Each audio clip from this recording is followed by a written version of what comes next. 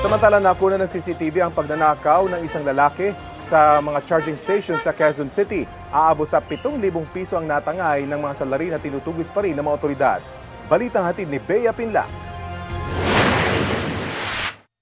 Naglalakad ang lalaking ito sa Barangay Veterans, Quezon City madaling araw nitong December 18. Napatigil siya nang mapadaan sa isang charging machine. Maya-maya, sinimulan na niya itong kalikutin.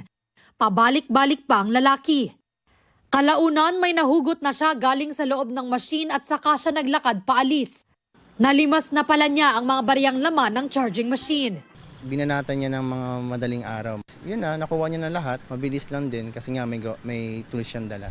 Pagkatapos tangayin ang pera, lumapit pa ang lalaki sa isang nakaparadang tricycle at ilang minuto munang kinausap ang driver nito. Mga 5 to 8 minutes yung usapan nila. Pero hindi pa malinaw kung ano yung napag-usapan nila.